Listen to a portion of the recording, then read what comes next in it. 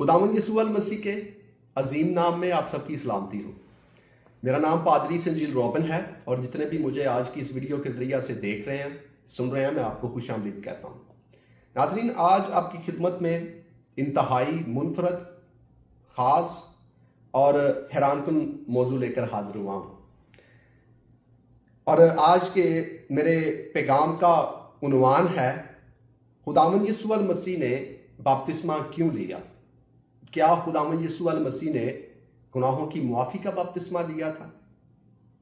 है ना ये हैरानकुन मौजू। क्योंकि जब हम नए अहदनामा का मुताला करते हैं तो हमें पता चलता है कि जो यूहन्ना बपतिस्मा देने वाला था, यूहन्ना बपतिस्मा देने वाला तौबा की मुनादी कर रहा था और वो तौबा का बपतिस्मा दे रहा था और उसके पास आने वाले अपनी गुनाहों की मुआफ़ी का बपतिस्मा लेते थे। वो तौबा करते थे, यूहन्ना के सामने इकरार करते थे कि हमसे फलाना गुनाह हो गया है, हमसे ये खता हो गई है, हमसे ये गलती हो गई है, हम बपतिस्मा लेने के लिए तेरे पास आए हैं। और यूहन्ना बपतिस्मा देने वाला भी उनको गुनाहों की मुआफ़ी का बपतिस्मा देता था। अब सवाल ये पैदा होता है कि जब खुदावंद यीशु मसीह ने यूहन्ना से बपतिस्मा लिया तो क्या खुदावंद यीशु मसीह भी यूहन्ना के पास इस नीयत, इस इरादा से गए थे कि ऐ यूहन्ना बपतिस्मा देने वाले, ऐ मेरी राह तैयार करने वाले, मुझसे ये खता हो गई है, मुझसे ये गुनाह हो गया है, मुझसे ये गलती हो गई है, मुझे भी बपतिस्मा दे ताकि मेरे गुनाह की, मेरी गलती की, मेरी खता की तलाफी हो सके? मैं आपको बताना चाहता हूं कि खुदावंद यीशु मसीह ने ना तो कभी कोलन गुनाह किया, ना कभी फेलन गुनाह किया, ना कभी ख्यालन गुनाह किया और ना ही कभी इरादतन गुनाह किया। खुदावंद यीशु मसीह हर तरह के गुनाह से, हर तरह की गलती से, हर तरह की खता से मुबर्रा हैं और पाक हैं। आपने इंजील मुकद्दस के अंदर ये अपना दावा रिकॉर्ड करवाया कि तुम में से कौन है जो मुझ पर गुनाह साबित कर सकता है। किसी माई के लाल की ये जुरत ना हुई, ख्वाह वो शरा का आलम था, ख्वाह वो फकी था, चाहे वो फरीसी था, चाहे वो सदूकी था, किसी ने भी खुदावंद मसीह की ज़ात में कोई खता या गुनाह ना देखा और किसी की जुरत ना हुई कि मसीह के अंदर कोई गुनाह साबित करके दिखाते। तो जब खुदावंद यीशु मसीह हर तरह के गुनाह से मुबर्रा हैं, पाक हैं, तो फिर खुदावंद मसीह ने बपतिस्मा क्यों लिया? और यह सवाल जो है ना सिर्फ मसीहियों के लिए परेशान कुन सवाल है, बल्कि गैर कौमों की तरफ से भी यह सवाल और एतराज किया जाता है कि आपके मसीह ने तो गुनाहों की मुआफ़ी का बपतिस्मा लिया, आपके मसीह ने तो, जिसे आप खुदा मानते हैं, वो तो यूहन्ना से बपतिस्मा उन्होंने लिया और यूहन्ना तो गुनाहों की मुआफ़ी का बपतिस्मा दे रहा था। आज मैं उनको भी बताना चाहता हूं और आपको भी आगाह करना चाहता हूं कि पहले आप किताब मुकद्दस को समझ लें, क्योंकि किताब मुकद्दस के जब पुराने अहदनामा का मुताला करेंगे तो आपको पता चल जाएगा कि बाइबल मुकद्दस में बपतिस्मे की एक किस्म नहीं बल्कि बहुत सारी इकसाम पाई गई हैं। और कहीं पर तो बपतिस्मा कौम में शामिल करने के लिए दिया जाता था अकॉर्डिंग टू जुडाइज्म, और कहीं पर बपतिस्मा इसलिए दिया जाता था ताकि मजहब में शामिल किया जाए। और जब आप खरूज की किताब 40वां बाब और उसकी 12 आयत से लेकर 15वीं आयत तक का मुताला करेंगे तो आपको पता चलेगा कि यहां पर लिखा हुआ है, और हारून और उसके बेटों को खैमा इज्तिमा के दरवाजा पर लाकर उनको पानी से गुस्ल दिलाना। यहां पर जो पानी के गुस्ल का जिक्र किया गया है, इसके लिए अब्रानी का लफ्ज मिकवा आया है और मिकवा का जो तर्जमा है वो उर्दू में बपतिस्मा बनता है, यानी मिकवा से मुराद बपतिस्मा है। और यहां पर हजरत मूसा को खुदा ताला हुक्म दे रहा है कि जब तुमने हरून और उसके बेटों को मखसूस करना है काहिन होने के लिए, या जब उन्हें तुमने काहिन का लिबास पहनाना है, तो पहले बपतिस्मा देना है, मिकवा देना है, गुस्ल देना है, ताकि वो गुस्ल लें, बपतिस्मा लें। यानी पुराने अहदनामा से हमें पता चलता है कि बपतिस्मा काहिन होने के लिए भी लिया जाता था। और खुदावंद यीशु अल मसीह ने भी गुनाहों की मुआफी का बपतिस्मा नहीं लिया, बल्कि खुदावंद यीशु अल मसीह ने भी काहिन होने के लिए बपतिस्मा लिया यूहन्ना अफ्तबागी से। कैसे? जब आप यूहन्ना अफ्तबागी के अबाओ अजदाद को देखेंगे तो आपको पता चलेगा कि यूहन्ना अफ्तबागी के वालिदे गरामी वो हैकल में काहिन थे, जिक्रिया हैकल में काहिन थे और वो कहानत का फरीजा सर अंजाम दे रहे थे। और जो यूहन्ना अफ्तबागी है वो लावियों की नस्ल में से था। और जब यूहन्ना ने बपतिस्मा दिया खुदावंद यीशु अल मसीह को और अपने हाथ खुदावंद यीशु अल मसीह के ऊपर बढ़ाए, तो यूहन्ना ने कहानत के लिए खुदावंद यीशु अल मसीह को मखसूस किया। ना सिर्फ कहानत के लिए मखसूस किया, बल्कि कहानत को ट्रांसफर भी कर दिया। कहानत जहां से आई थी, वहीं यूहन्ना अफ्तबागी ने कहानत को प्रेजेंट करते हुए, काहिनों को प्रेजेंट करते हुए, लावियों को प्रेजेंट करते हुए कहानत वहीं पहुंचा दी जहां से आई थी।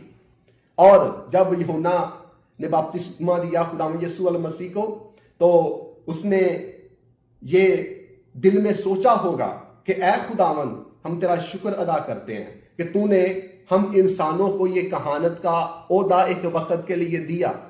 अब ये कहानत का ओहदा हम तुझे वापस कर रहे हैं। कहानत तुझ ही से हमें मिली थी, हम तेरे शुक्रगुजार हैं। अब हम ये कहानत तुझे वापस लौटाते हैं। तू ही अबदी काहिन रहने वाला है और तू ही मलके सिद्दक के तौर पर अबदी काहिन है खुदा के घर में। और ना सिर्फ यूहन्ना अफ्तबागी ने खुदावंद यीशु अल मसीह को काहिन होने के लिए मखसूस किया, बल्कि खुदावंद यीशु अल मसीह को इस्राएल का बादशाह होने के लिए भी मखसूस किया। खुदावंद यीशु अल मसीह ने एक ही वक्त में कहानत के लिए भी जो है बपतिस्मा लिया और अबदी बादशाह होने के लिए भी बपतिस्मा लिया। और जब आप पुराने अहदनामा का मुताला करेंगे तो आपको पता चलेगा कि पुराने अहदनामा के अंदर जब काहिन मसा होता, तो मसा होने के बाद उसे कहानत का लिबास पहनाया जाता। और हम नए अहदनामा के अंदर इस भेद को भी समझ सकते हैं कि लूका की इंजील 24वां बाब और 49 आयत के अंदर रूल कुदस को खुदावंद यीशु अल मसीह ने बतौरे लिबास जो है मुतारफ करवाया। वो काहिन जो पुराने अहदनामा में कहानत का लिबास पहनते थे, काहिन का लिबास आने वाले असल लिबास की अलामत था, और वो असल लिबास है रूल कुदस का लिबास। और हम देख सकते हैं कि खुदावंद यीशु अल मसीह को भी जब यूहन्ना ने काहिन होने के लिए मसा किया, तो मत्ती की इंजील 3 बाब में लिखा हुआ है, और यीशु बपतिस्मा लेकर फील फोर पानी के पास से ऊपर गया, और देखो उसके लिए आसमान खुल गया, और उसने खुदा के रूह को कबूतर की मानद उतरते और अपने ऊपर आते देखा। यानी खुदावंद यीशु अल मसीह के ऊपर भी जो असल लिबास है वो उतरा। खुदावंद यीशु अल मसीह ने भी काहिन मुकर्रर होने के बाद रूल कुदस का लिबास पहना। और इस तरह से हम देख सकते हैं कि जो काहिन है वो पुराने अहदनामा में काहिन मखसूस होने के बाद लिबास पहनता था कहानत का, और मसीह ने भी रूल कुदस का लिबास पहना।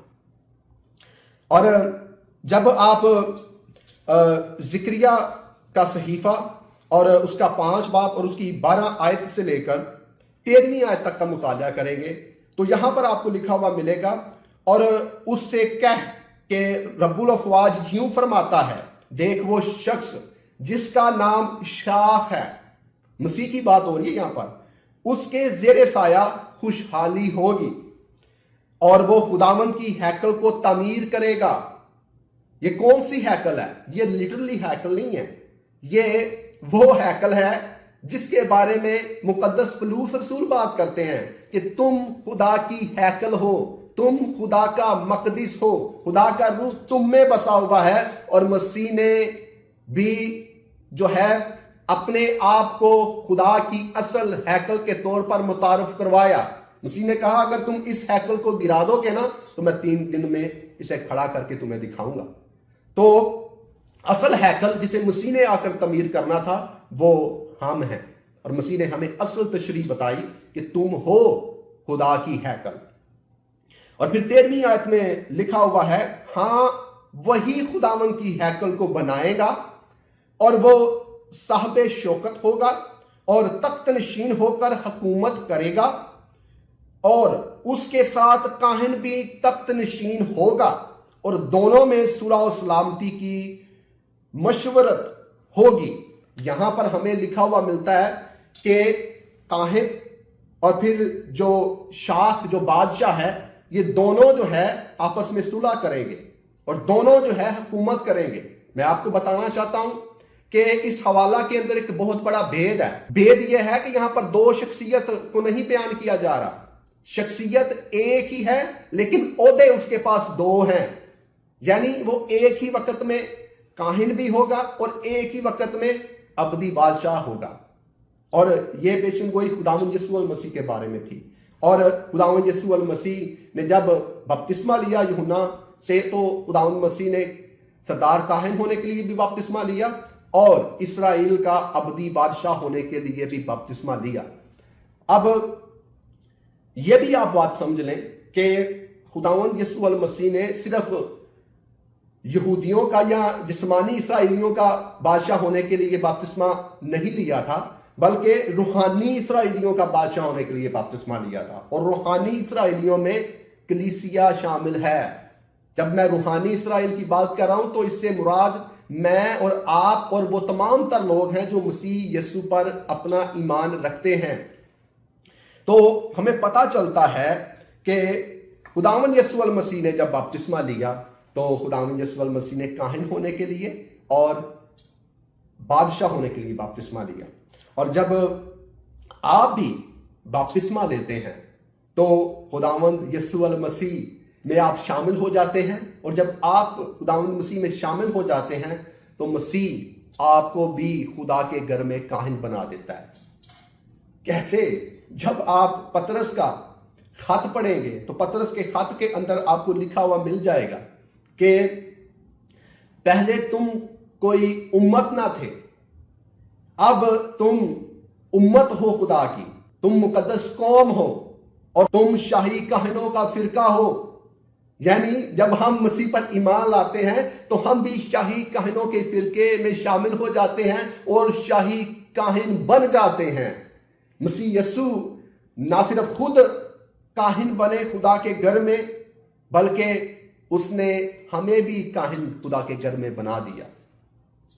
और मैं आपको बताना चाहता हूं, अगर आपने बपतिस्मा नहीं लिया तो मैं आपसे गुजारिश करूंगा कि आप भी बपतिस्मा लें ताकि आप भी उसकी मुकद्दस कौम बन सकें। होली नेशन, मुकद्दस लोग रहते जमीन पर हैं, रहते इस गुनाहगार अर्थ के ऊपर हैं, लेकिन ये मसीहियों को टाइटल हासिल है, मसीहियों को लक़ब हासिल है। जब हम बपतिस्मा लेते हैं तो हम उसकी मुकद्दस कौम बन जाते हैं और शाही काहिन बन जाते हैं उसके घर के। तो मैं आपको इनकरेज करता हूं, अगर आपने अभी तक बपतिस्मा नहीं लिया तो जरूर बपतिस्मा लें। और अगर आप मेरी टीम के जरिए से बपतिस्मा लेना चाहते हैं तो आप कमेंट में अपना नाम लिख सकते हैं, अपना नंबर लिख सकते हैं और मुझसे मेरे व्हाट्सएप के जरिए से राब्ता कर सकते हैं। हम आपके पास पहुंचेंगे और हम आपको बपतिस्मा देंगे। खुदावंद आपके साथ हो और आपको बड़ी बरकत दे। अगर आज के पैगाम के जरिए से आपने खुदा के कलाम की असल तशरीह तफसीर को सीखा है, समझा है, तो मैं आपसे गुजारिश करूंगा अपनी राय से मुझे जरूर आगाह करें और इस वीडियो को भी औरों के साथ जरूर शेयर करें। खुदावंद आपके साथ हो और अपने चेहरे के नूर को आप सब पर जलवा कर फरमाए। मसीह के अजीम नाम में